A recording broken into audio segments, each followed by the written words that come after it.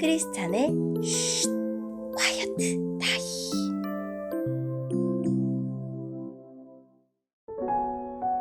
샬롬, 크리스찬 성도님들 반갑습니다.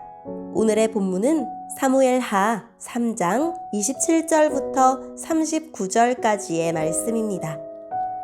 본문의 제목은 아브넬의 죽음, 다윗의 애도입니다.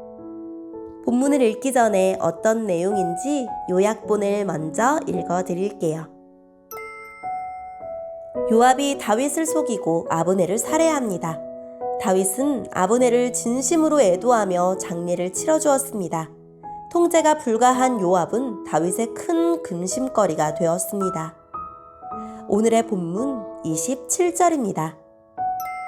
아브넬이 헤브론에 이르렀을 때 요압은 아브넬을 성문으로 데리고 갔습니다. 요압은 마치 아브넬과 조용히 할 이야기가 있는 것처럼 행동하다가 칼로 아브넬의 배를 찔러 죽였습니다.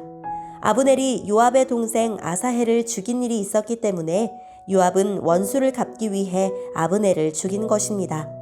그 후에 다윗이 이 소식을 들었습니다. 다윗이 말했습니다. 내 나라와 나는 여호와 앞에서 영원히 죄가 없다. 우리는 넬의 아들 아브넬을 죽이지 않았다. 여호와께서 이 일을 알고 계신다. 이 일은 요압과 그의 집안에게 책임이 돌아갈 것이다. 그 집안에 성병 환자나 문둥병 환자 그리고 다리 저는 사람이 끊이지 않을 것이다. 그의 집안 중에 전쟁에서 죽는 사람과 먹을 것이 없어 굶주리는 사람도 끊임없이 나올 것이다. 요압과 그의 동생 아비새가 아브넬을 죽인 것은 아브넬이 기브온 전쟁터에서 자기들의 동생 아사헬을 죽였기 때문이었습니다. 그때의 다윗이 요압과 자기와 함께한 모든 사람들에게 말했습니다. 너희 옷을 찢고 거친 베옷을 걸치고 너희 슬픔을 나타내어라. 아브넬을 위해 울어라. 다윗 왕 스스로가 아브넬의 상여 뒤를 따라갔습니다. 그리하여 그들은 아브넬을 헤브론에서 장사 지내 주었습니다. 다윗과 모든 백성은 아브넬의 무덤에서 울었습니다. 다윗 왕이 아브넬을 위해 다음과 같은 슬픔의 노래를 불렀습니다. 아브넬이 어찌 이렇게 바보처럼 죽었는가? 그의 손은 묶이지 않았고 그의 발은 사슬에 매이지 않았는데 아브넬은 악한 사람 앞에서 쓰러지듯 죽었구나. 이 노래를 듣고 모든 백성은 다시 아브넬을 위해 울었습니다. 모든 백성은 해가 저물기 전에 다윗에게 나아와 음식을 먹으라고 권했습니다. 그러나 다윗은 이렇게 약속을 했습니다. 해가 지기 전에 내가 빵이나 그 밖에 다른 음식을 먹는다면 하나님께서 나에게 끔찍한 벌을 내리셔도 마땅하다. 모든 백성은 다윗이 하는 행동을 보고 기뻐했습니다. 그날의 유다의 모든 백성과 이스라엘의 모든 백성은 넬의 아들 아브넬을 죽인 사람이 다윗이 아니라는 것을 알게 되었습니다. 다윗이 신하들에게 말했습니다. 너희도 알듯이 오늘 이스라엘에서 매우 중요한 지도자가 죽었다. 내가 비록 기름 부음 받은 왕이지만 오늘은 내가 약하여서 이 스루야의 아들들을 어떻게 알 수가 없다. 여호와께서 직접 그들에게 벌을 내리시기를 바랄 뿐이다. 아멘. 오늘의 본문을 통해 이해할 수 있는 부분은 무엇일까요? 요압의 복수는 부당했습니다. 요압의 동생 아사헬은 아브넬을 추적하다가 죽었는데 그것은 전투 중에 벌어진 일이었고 교만과 과욕이 초래한 죽음이었기 때문입니다. 무엇보다도 헤브론은 도피성이 있는 마을이었습니다. 도피성은 무분별한 복수를 막기 위해 하나님이 정하신 살인자의 피난처였습니다. 도피성에 온 살인자는 공정한 재판을 받기 전까지 생명을 보호받을 수 있었는데 거기서 아브넬이 죽임을 당한 것입니다. 물론 아브넬은 악한 자였고 우리는 그의 죽음을 통해서 탐욕스럽고 비열한 기회주의자의 말로를 볼 수 있습니다.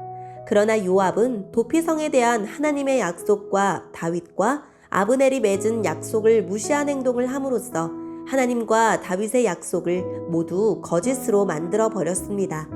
아브넬의 죽음은 국가적인 문제였고 만일 다윗이 암살의 배후로 의심받는다면 이스라엘의 통일에 걸림돌이 될 것이 분명했습니다.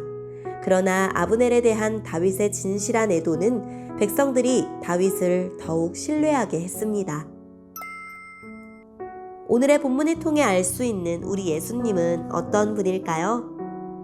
예수님은 우리의 도피성이십니다.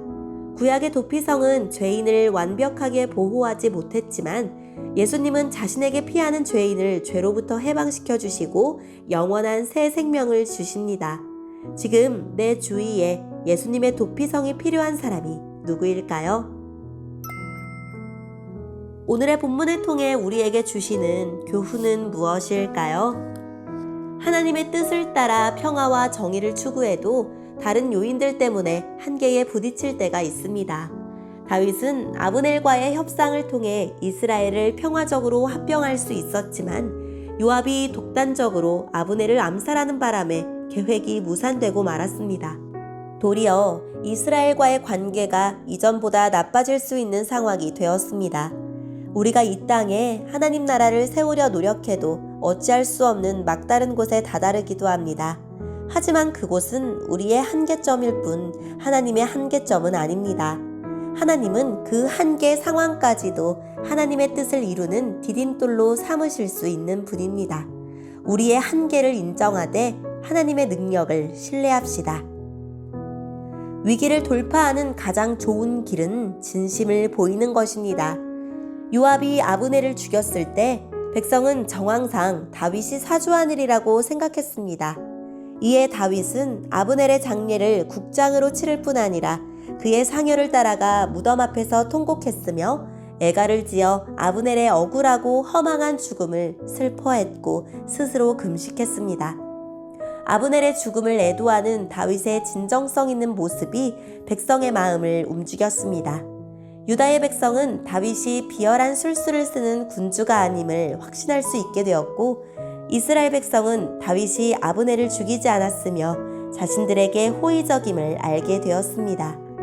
다윗의 진심 어린 애도가 백성의 오해를 불식시켰고 요압이 갈라놓은 이스라엘과의 관계를 봉합했습니다. 신뢰를 회복하는 데는 진실과 진심보다 나은 방법이 없습니다. 오늘의 본문을 통해 각자에게 주시는 성령 하나님의 음성에 귀를 기울이며 살아계신 하나님, 하나님 나라를 세우는 길에서 어려움을 만날 때 이겨낼 수 있도록 하나님의 백성다운 믿음과 지혜를 부어주세요 라고 기도하고 오늘도 말씀을 붙들고 승리하는 하루를 보냅시다. 여기까지 크리스찬의 쉿, quiet time 이었습니다.